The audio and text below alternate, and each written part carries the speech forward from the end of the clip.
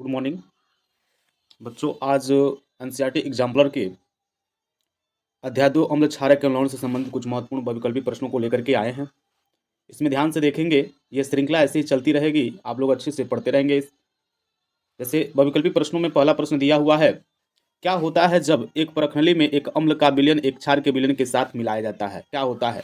जैसे मान लीजिए, जब अम्ल और क्षार को जब आपस में अभिक्रिया कराते हैं, अम्ल और क्षार, तो क्या बनता है? लवण का निर्माण होता है। और जब ये अभिक्रिया होती है लवण के निर्माण में, तो जिस प्रखनली में या जिस प्रखनली में रखा जाता है, उस प्रखनली का या वो पात्र का तापमान क्या हो जाता है? बढ़ जाता है। तापमान क्या होता है? तापमान में वृद्धि होती है और क्या होता है? लवण का निर्माण होता है। किसका निर्माण होता है? लवण का निर्माण होता है। इसलिए इस प्रश्न के अकॉर्डिंग ऑप्शन कौन सा सही हो जाएगा? देखेंगे, कथन 4 कथन दिया, इन चारों कथनों में कोई कुछ कथन गलत है, कुछ कथन सही है। तो पहला ताप बढ़ जाएगा, ये सही है। उसके बाद लवण का निर्माण होगा, पहला और चौथा ये दोनों गलत होगा, यानी दूसरा और तीसरा गलत होगा, तो पहला और चौथा क्या होगा? सही होगा। इसलिए इस प्रश्न के अकॉर्डिंग कौन सा ऑप्शन सही हो जाएगा? ऑप्शन डी सही हो जाएगा।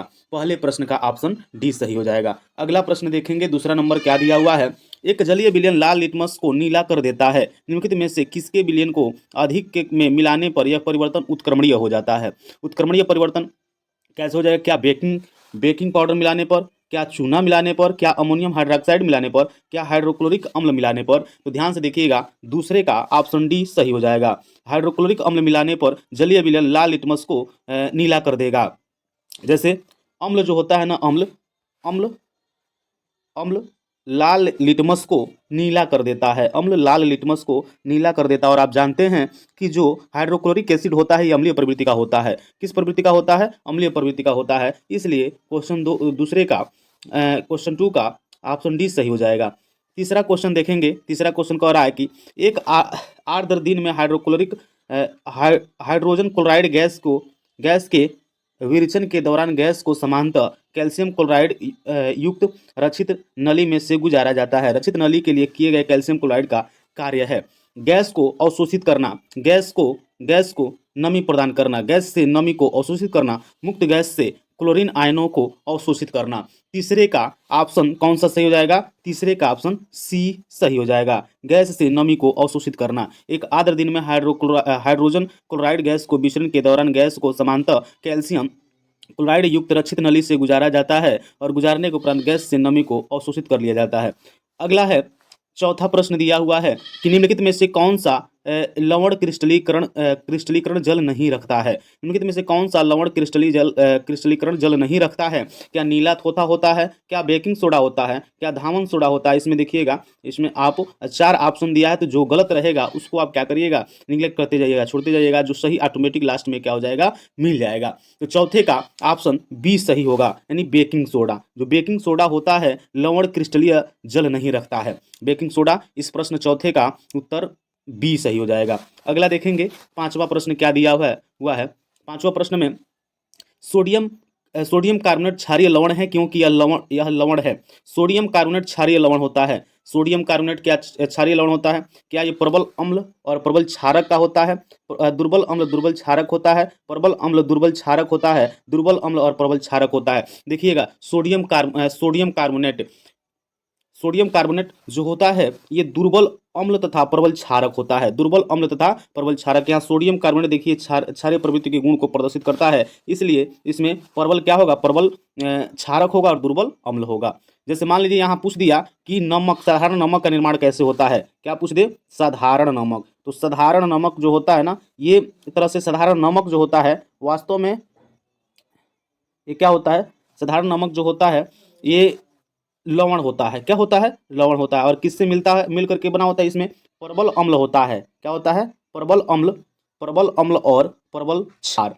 प्रबल अम्ल और प्रबल क्षार से मिल करके क्या बनता है? साधारण नमक बनता है, जिसको NaCl कहा जाता है। सोडियम HCl कहा जाता है। हाइड्रोक्लोरिक नहीं, HCl नहीं, NaCl सोडियम क्लोराइड कहा जाता है। ठीक है, साधारण नमक जो प्रबल अम्ल प्रबल क्षार से मिलकर के बना होता है। जैसे छठवां क्वेश्चन है, दांत के इनेमल में कैल्शियम फास्फेट होता है, इसकी प्रवृत्ति है। दांत में इनेमल क्या क्षारीय प्रवृत्ति का होता है, क्या अम्लीय प्रवृत्ति का होता है, क्या उदासीन होता है, क्या उभयधर्मी होता है? तो चौथे का ऑप्शन पहला सही हो जाएगा। जो दांत में इनेमल पाया जाता है वो क्षारीय प्रवृत्ति का होता है। किस प्रवृत्ति का होता है? क्षारीय प्रवृत्ति का होता है।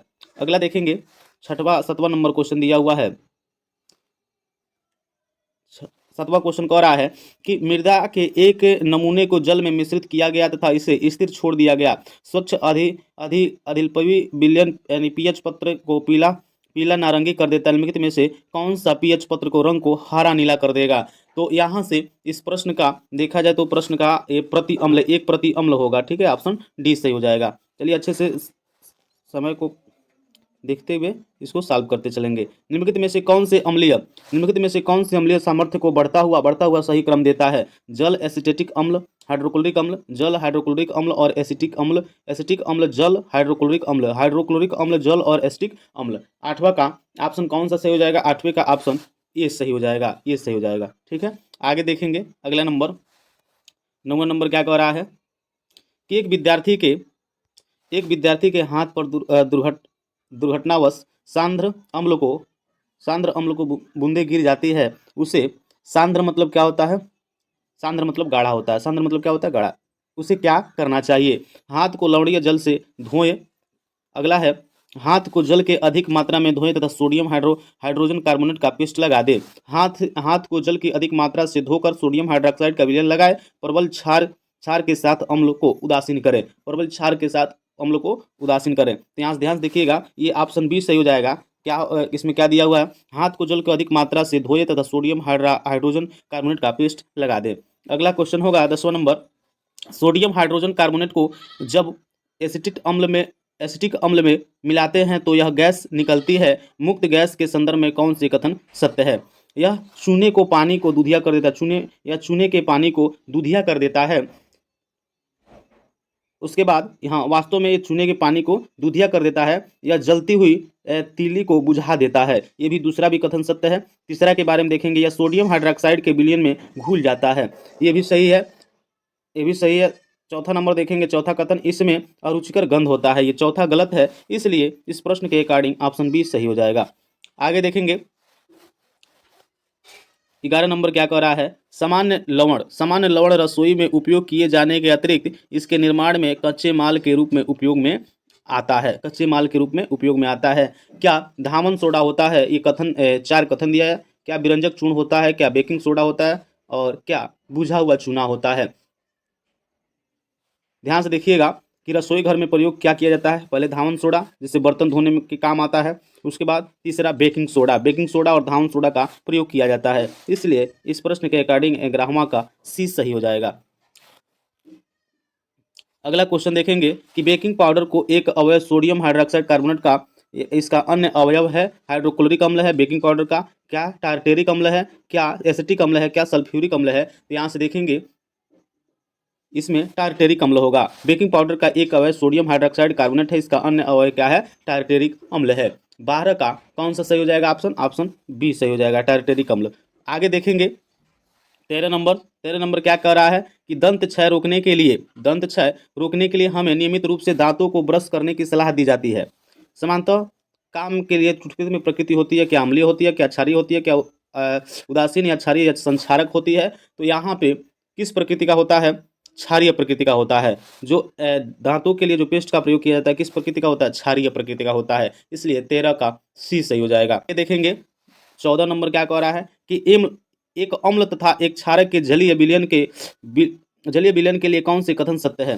पीएच जितनी उच्च होगी अम्ल उतना ही प्रबल होगा। पीएच जितनी उच्च होगी, हाँ तो उच्च नहीं निम्न होगी। इसलिए ये कथन, पहला कथन क्या होगा, गलत होगा।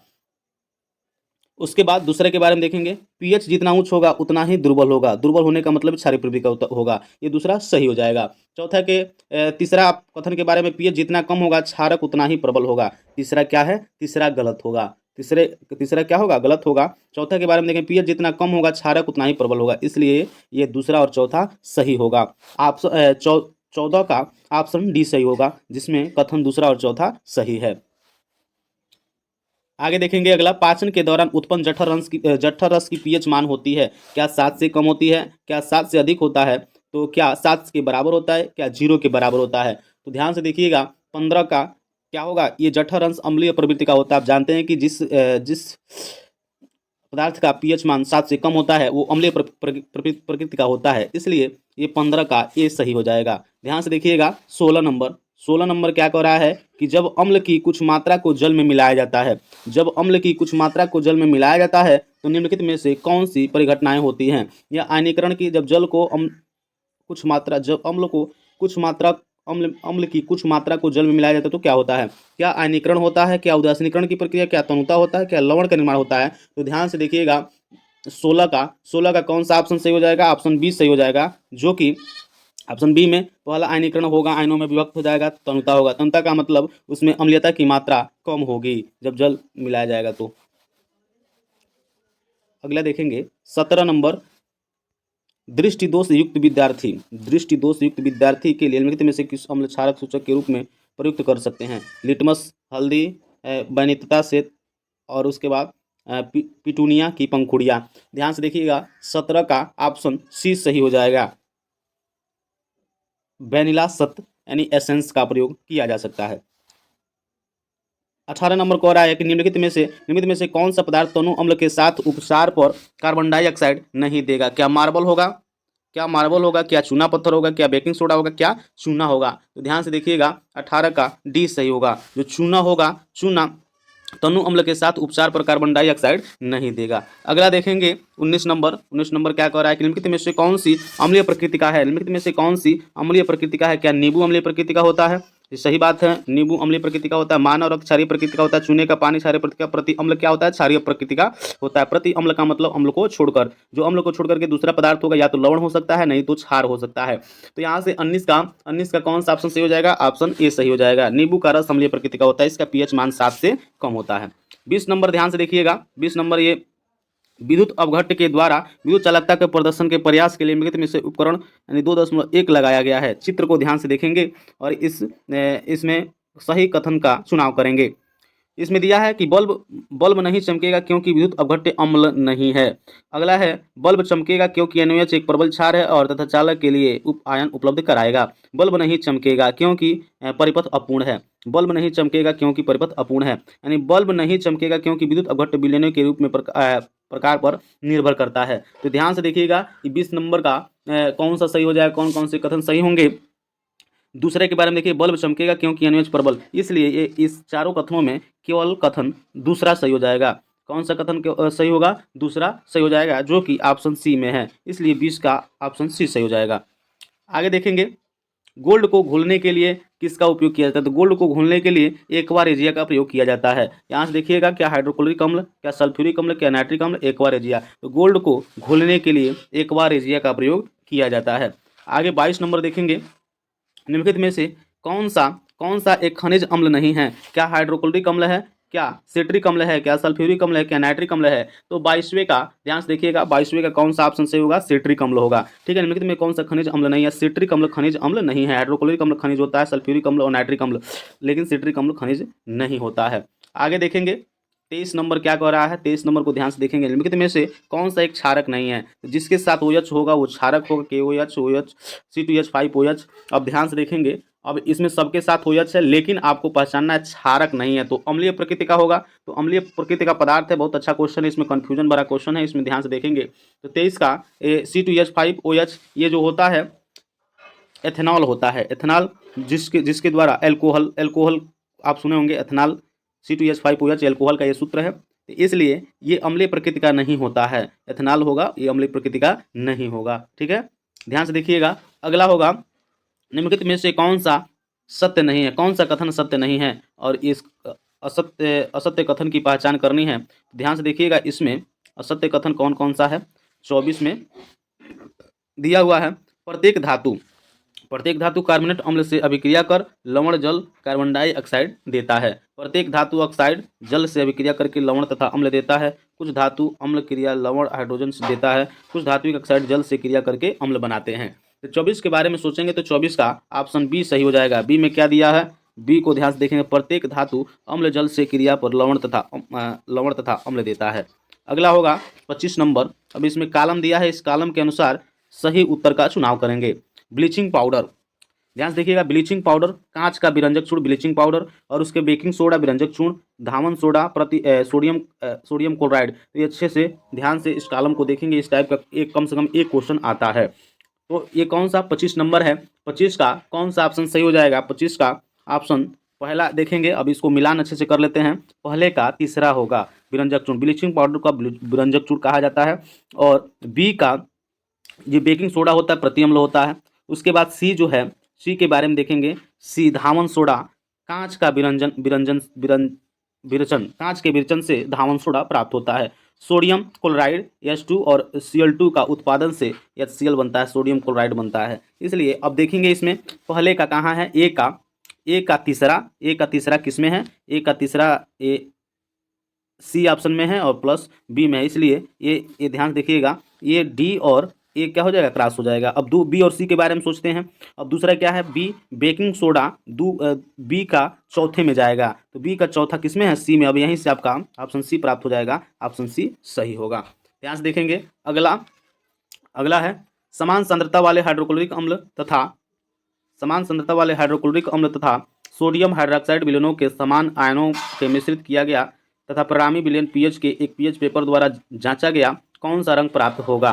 तो ध्यान से देखेंगे ये पीएच स्केल है और पीएच स्केल के माध्यम से किसी पदार्थ की अम्लीयता और क्षारीयता का पता लगाया जाता है। तो यहाँ से ध्यान से देखेंगे 26वें का ऑप्शन कौन सा सही हो जाएगा, ऑप्शन सी सही हो जाएगा, जो पीला हरा होगा। ऑप्शन सी सही हो जाएगा, पीला हरा। उसके बाद देखेंगे 27 नंबर कह रहा है कि जब HCl को जल से गुजारते हैं तो निम्नलिखित में से कौन सा कथन सत्य है। और HCl को जल से गुजारा जाता है, यह विलयन